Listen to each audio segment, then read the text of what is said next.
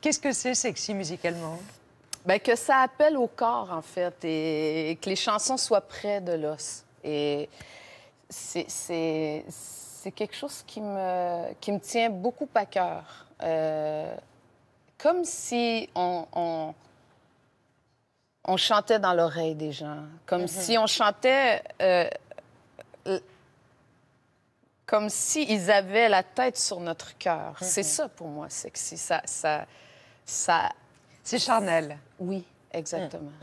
Mon amour, c'est une sorte de supplique. Vous êtes plutôt, dans les textes, victime que conquérante. Et pourtant, dans la supplique, il y a quand même... Il y a un vrai positionnement volontaire. On sent que la personne va finir par se relever. Je pense que je chante pour accompagner les autres. Et donc, c'est vrai que la plupart des chansons d'amour sont souvent des complaintes. Donc, c'est pour essayer d'entrer en lien avec les autres et leur dire que je les comprends et leur dire qu'ils ne sont plus seuls. Mais ça me fait aussi, moi, me sentir moins seule. Mais est-ce qu'il faut avoir vécu ces sentiments pour les partager, pour les interpréter? Si on ne les a pas vécus, il faut avoir été assez proche de quelqu'un qui les a vécus. Il faut les avoir vus vivre. Il faut avoir été sensible à la souffrance d'autrui, à la détresse. Mais je pense qu'à partir du moment où on a vécu un chagrin d'amour, je pense qu'on a tous les stigmates qu'il faut pour interpréter. Tout à l'heure, vous allez nous interpréter une chanson, une très belle chanson de Carla Bruni et de Julien Clerc, Le garçon triste. Je suis désolée, mais moi, j'ai bien regardé et c'est un hommage à Éric. Oui, j'ai dédié la chanson à Éric. Bon. Alors, bien sûr, je vous pose la question, qui est Éric? C'est mon amoureux. Voilà. Ouais. Bon, c'est un avocat qu'on connaît bien. Ça vous a un petit peu agacé parce que vous avez été pris en flagrant délit, si je puis dire, par les paparazzi. C'est Éric Dupond-Moretti, que nous avons d'ailleurs reçu ici. Il est triste, Éric? Bien, c'est-à-dire que je pense qu'à l'intérieur de tous les hommes qui embrassent des professions comme cette profession-là, il y a un garçon triste. C'est une manière de répondre à la tristesse que d'avoir cet élan-là pour un métier et de le faire surtout, je pense que c'est dans la manière de le faire qu'il se distingue. Et je pense que ça fait écho à une tristesse originelle. De vous deux, quelle est la vedette? Bien, c'est-à-dire qu'il a beaucoup plus, je dirais, d'aisance que moi avec toute la... Je le regarde parfois et moi, j'arriverais pas... Lui, il arrive devant les caméras et c'est comme... C'est naturel presque pour lui. Alors que moi, j'ai plutôt une nature discrète.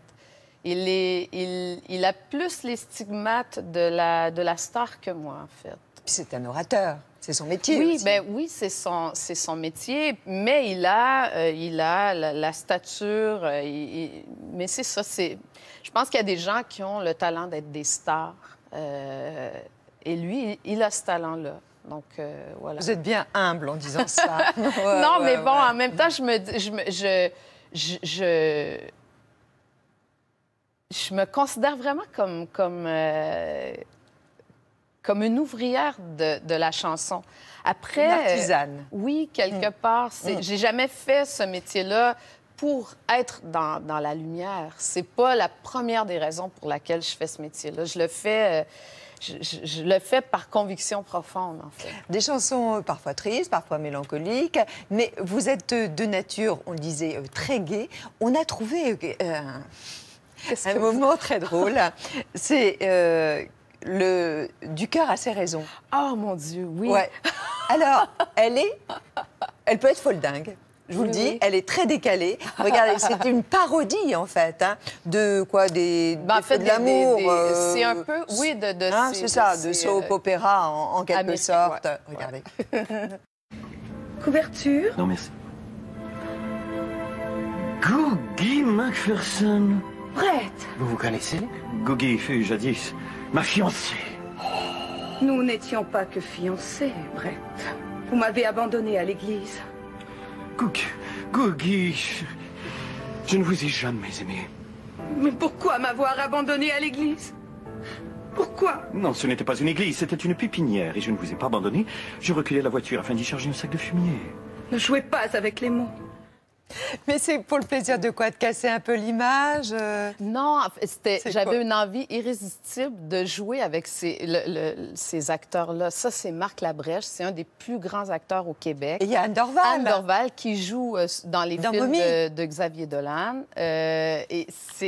Et ça a été très, très populaire chez nous. Et quand ils m'ont invité à faire l'émission, j'ai pas pu résister. J'avais envie de me retrouver avec eux et on a beaucoup rigolé. Ouais, oui. Mais j'aime bien. C'est vrai que les gens m'attendent jamais dans ce genre de situation-là, mais je suis plutôt quelqu'un qui aime rire. J'adore rire. C'est une des choses que j'aime le plus.